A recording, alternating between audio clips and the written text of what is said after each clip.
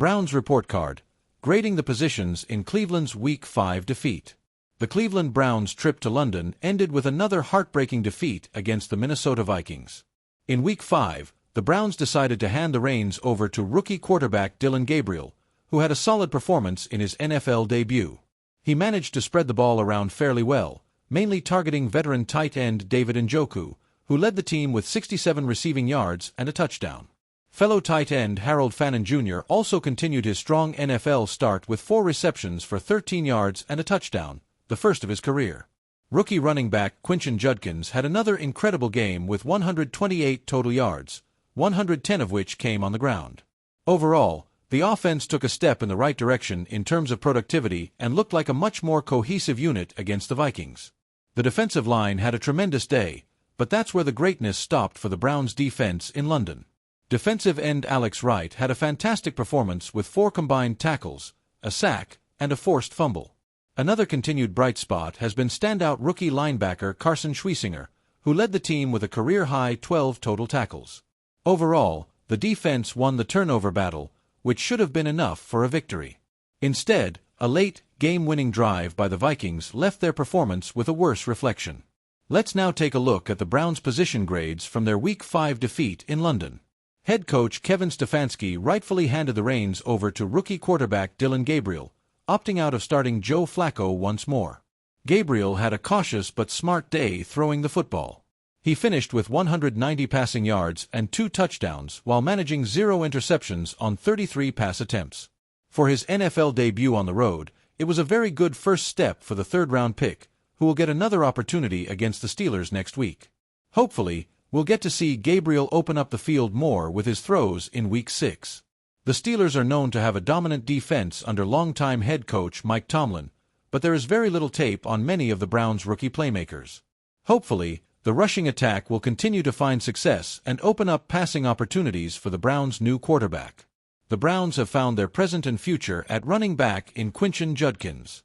Against the Vikings, Judkins had a career-high 110 rushing yards on 23 attempts. He's now averaging 95.3 rushing yards per game over his last 3 outings. Along with an electric touchdown run that was called back for holding, Judkins had a very promising day, one that showed he could become one of the NFL's most dynamic running backs.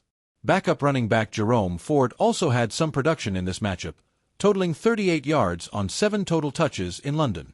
Judkins now has 347 total rushing yards, ranking 9th in the NFL among all running backs and skill players. This is particularly impressive considering he did not participate in the Browns' season opener against the Cincinnati Bengals. Nonetheless, Judkins has stepped up as the spotlight player for Cleveland's offense, and he'll continue to have one of the more significant roles for the Browns for the remainder of 2025.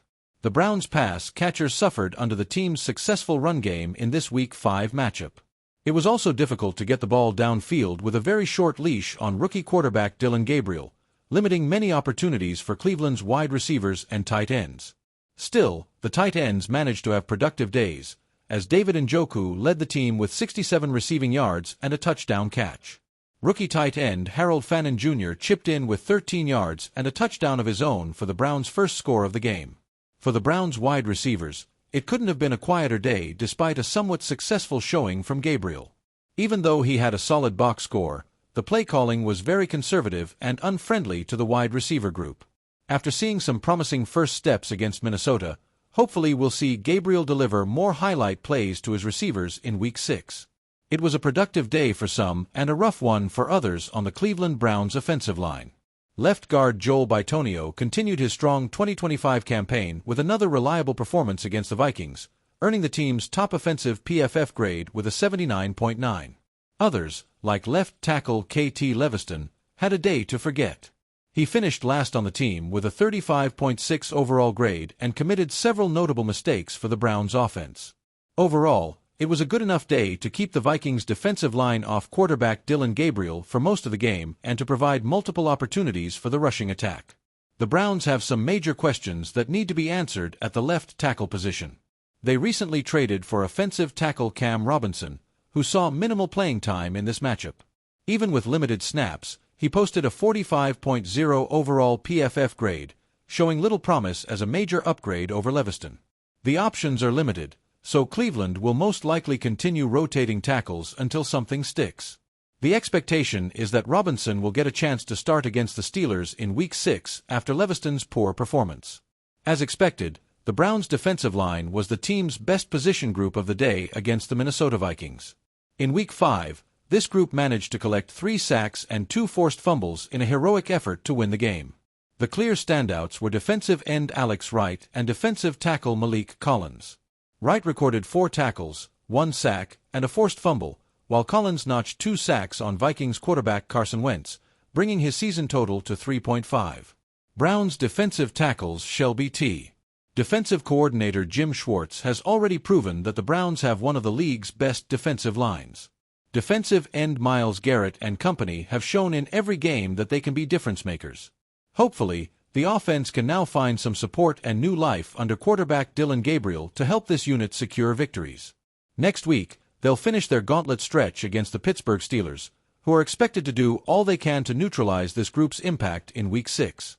To no surprise, rookie linebacker Carson Schweissinger continues to impress with each game. He collected a career-high 12 total tackles against the Minnesota Vikings, placing him 9th among the NFL's tackle leaders. He's quickly emerged as one of the Browns' best defenders and is among the top linebackers in the AFC North so far. Another key contributor from this group was linebacker Devin Bush, who continued his strong 2025 campaign with 6 total tackles, bringing his season total to 36.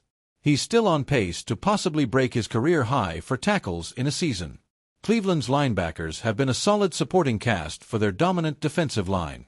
Schweissinger and Bush have combined for more tackles in 2025 than any other AFC North linebacker duo.